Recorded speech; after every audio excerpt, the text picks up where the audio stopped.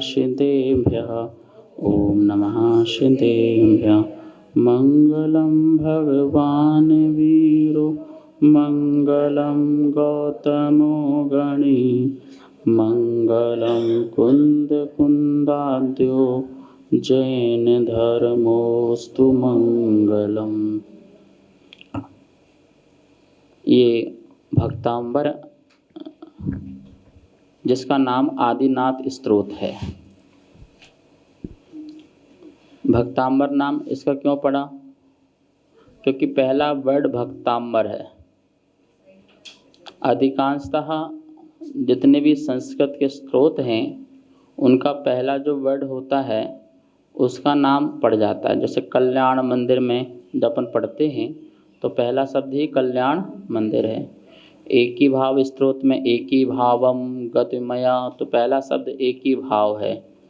इसी प्रकार भक्तांबर में पहला शब्द कौन सा है? भक्तांबर, इसलिए इसका नाम क्या पड़ गया? भक्तांबर।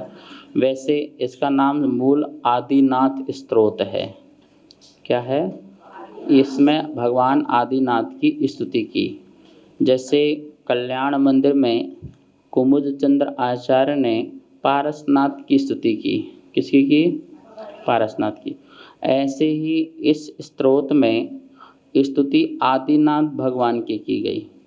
और ये अपने मानतुंग जो आचार्य थे बहुत ही ज्ञानी और बहुत ही ध्यानी थे।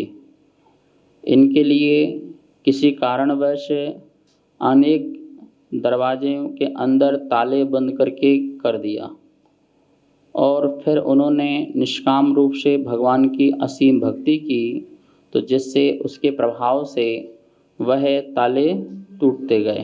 तो ये कथा है जिसे आप सब जानते हैं। हमें मूल रूप से पढ़ना है कि जो संस्कृत भाषा में आचार्य भगवान ने अपनी स्तुति लिखी है, उन्होंने किसी के पढ़ने के लिए स्तुति नहीं लिखी थी। उनको तो जब दुख का अधिक पराकाष्ठा हो जाती है तो अंदर से जो अपने भगवान के प्रति आराधना निकलती है वो और भी उत्कृष्ट होती है। क्योंकि दुख के समय में सबसे पहले लोग भगवान को छोड़ते हैं। किसे छोड़ते हैं? अब हमें नहीं जाना मंदिर, अब हमें कुछ नहीं करना है। सुख में तो भूल ही जाते हैं, दुख में भी भूल जाते हैं। लेकिन जब बड़ी दुख की पराकाष्ठा हो उस समय भगवान याद आए, भगवान का स्मरण याद आए, तो बोले कि वो जो उस समय निकलेगी भक्ति वो असीम भक्ति निकलती है। तो ऐसे ही मानतुंग आचार्य बिल्कुल निस्वार्थ और निष्काम रूप से आदिनाथ की भगवान की स्तुति कर रहे हैं। उनने कभी भी नहीं सोचा होगा कि इस प्रकार से लोग इसको पढ़ेंगे, समझेंगे और अपना आत्मलाभ लेंगे। ऐसा भक्तांबर स्तोत्र है जिसको वसंत तिलका छंद में लिखा गया है। वसंत तिलका छंद है जिसमें एक चरण में 14 अक्षर होते हैं। तो ऐसे वसंत तिलका छंद बहुत सुंदर छंद कहलाता है। ये राग में सबसे अच्छा सुंदर छंद कहलाता है, जिसको गाने में बोलने में बड़ा मिठास होता है और ये अंदर तक पहुंचता है।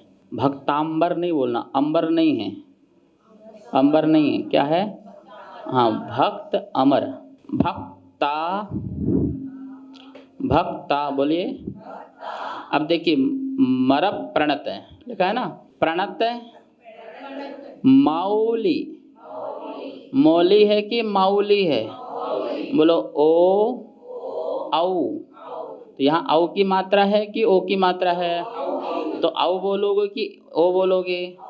तो मो है कि माऊ है? माऊ। क्या है? तो माउली, माउली। अब देखो फिर प्रारांगे प्रभाणम में और नाम में ई है। छोटी ई है कि बड़ी ई है? तो पक्का क्या लगाओगे? मणिप। क्या लगाओगे? मणिप प्रभाणा। क्या लगाएंगे? ओके, मणिप प्रभाणा। मुद्योतकम, जो ये द्या होता है, द्या, ये दा और या मिलके बनता है। क्या मिलके बनता है? दा और या, ये भी संयुक्त अक्षर हैं। जैसे अपन ने ज्ञा प्रा त्रा लिखा, तो ये भी संयुक्त अक्षर है। तो मुद्योतकम, हाँ, दा और या दोनों को उच्चारण चाहिए। मुद्योतकम, दलित पाप तमोवितानम, सम्यक प्रणम्य जिनपाद युगम युगादा, युगादा वालंबनम भवजले, भवजले पतताम, पतताम जनानाम। अब देखो माँ छोटा है ना, इसलिए जल्दी बोल दिए नाम, बस नामा ऐसा बोलेंगे स्वर लग जाएगा। जना नाम, नाम। अब ना दीर्घ है तो ज़्यादा खींचेंगे, माँ छोटा है इसलिए छोटा करके एंड कर देंगे। भक्ता मार प्राणता माउली माणि प्रभाणा, बोलो।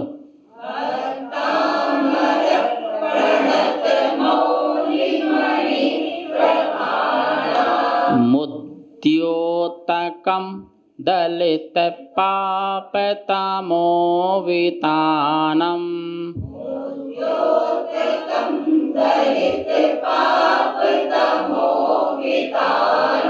सम्यक प्रणम्य जिनपाद युगम युगादा,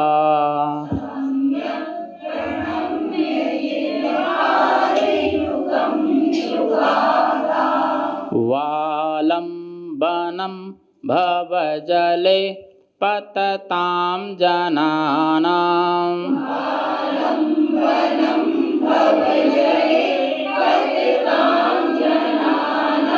चलो अर्थ पढ़ते हैं। भक्त क्या लिखा है? भक्त, और फिर लिखा है अमर, संधि निकलेगी अमर। अमर मतलब देव, अमर मतलब क्या होता है? देव। भक्त अमर, अमर मतलब देव।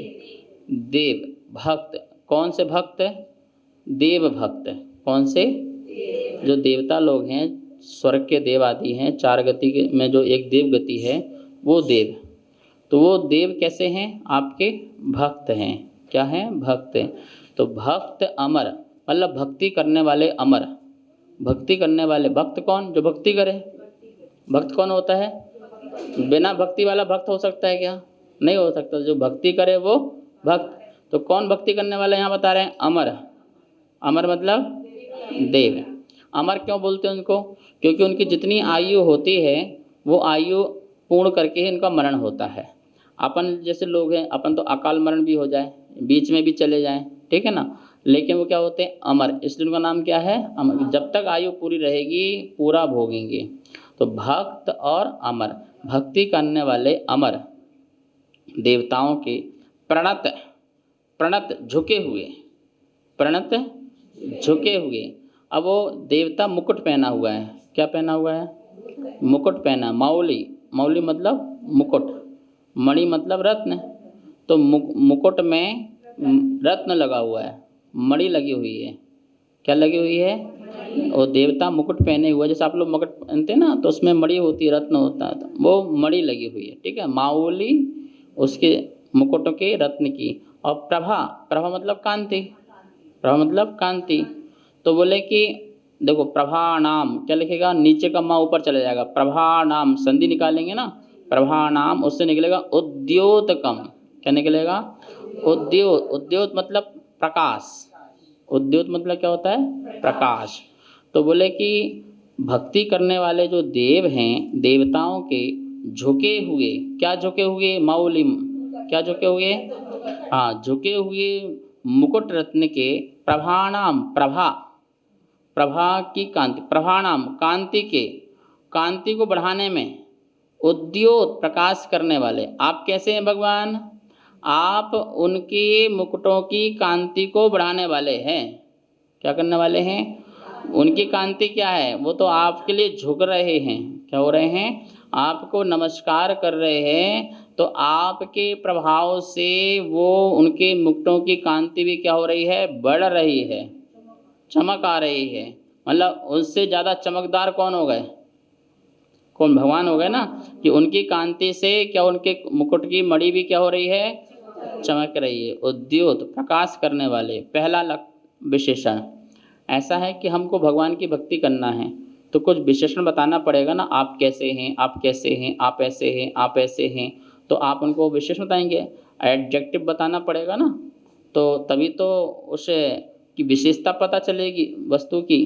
तो भगवान कैसे कैसे हैं, तो पहला विशेषण कौन सा विशेषण? पहला कि भक्ति करने वाले देव के झुके हुए मुकुटों के रत्न की कांति को उद्योतकम, क्या करने वाले हैं आप? उसको प्रकाशित करने वाले हैं। पहली बात हो गई, पहली बात हो गई।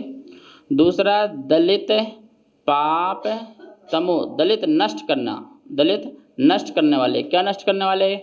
पाप तम, क्या करने वाले? तम मतलब अंधकार, तम मतलब क्या? अंधकार। पाप तम वितानाम, वितानम मतलब विस्तार, विताना मतलब क्या होता है? विस्तार।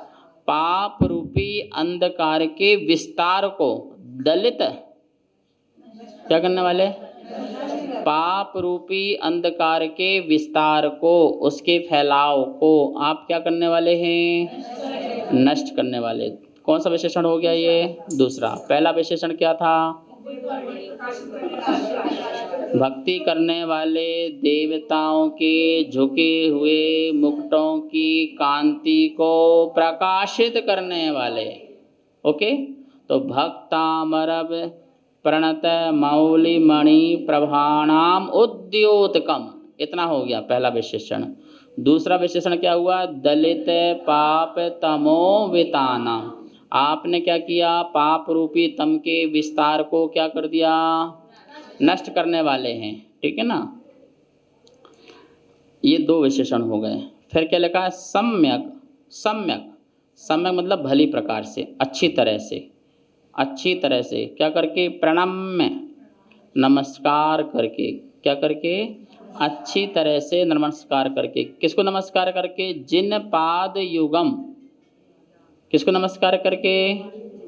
जिन पाद युगम, जिनेन भगवान के युगम, युगम मतलब दो, युगम मतलब दो, तो चरण कमलों को, दोनों चरणों को, जिन भगवान के, जिन भगवान के चरणों को प्रणाम में नमस्कार करके। जिन पाद युगम, किनको?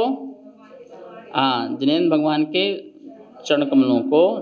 दूसरा विशेषण बताते हैं युगादौ, क्या लिखा है? युगादा, तो वाका हो जाएगा औ, तो उससे निकलेगा आलम्बनम। युगादौ क्या बन गया?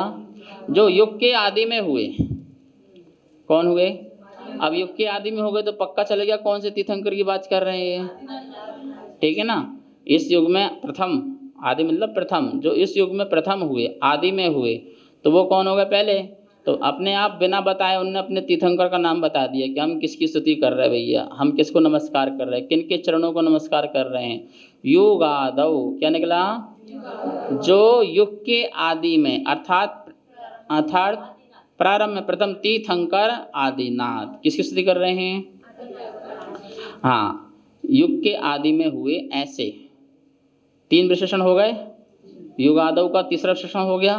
अब चौथा विशेषण क्या है? आलम्बनम। आलम्बन मतलब सहारा देने वाले। क्या देने वाले? सहारा।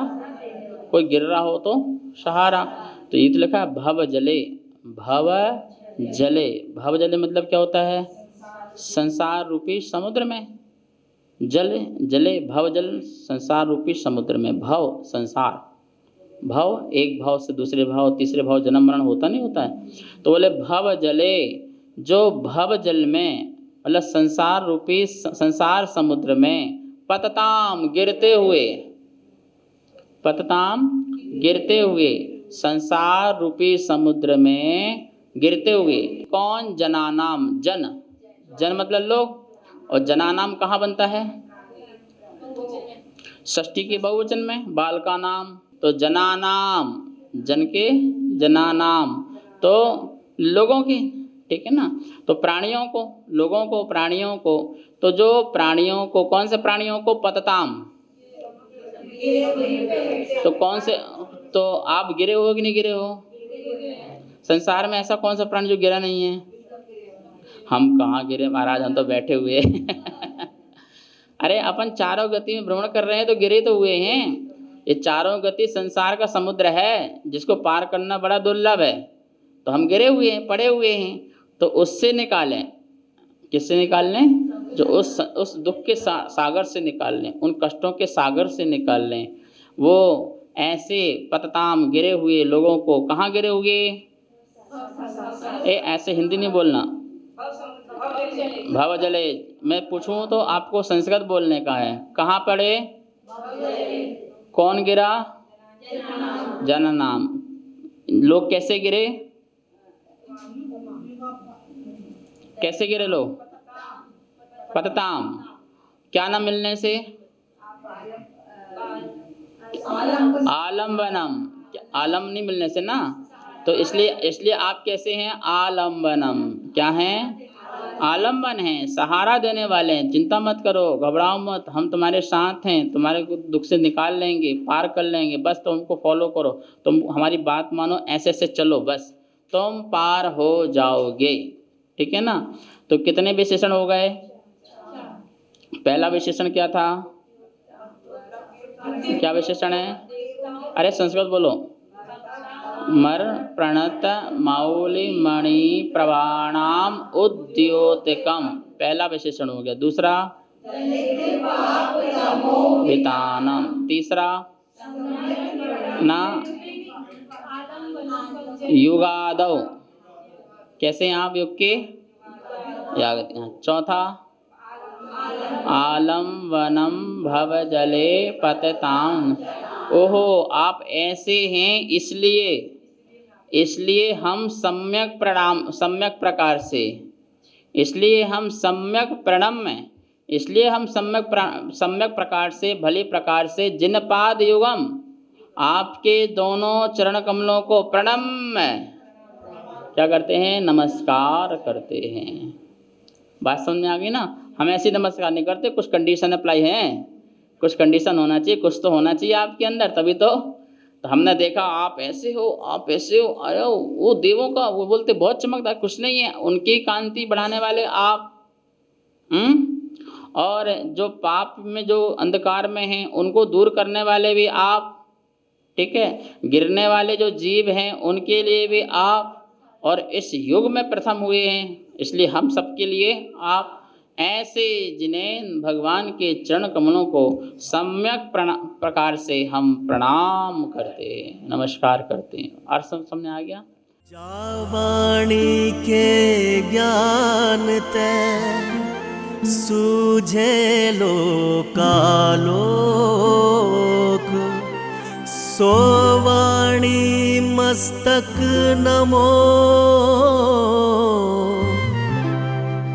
सदा देत हूँ धोख, सदा देत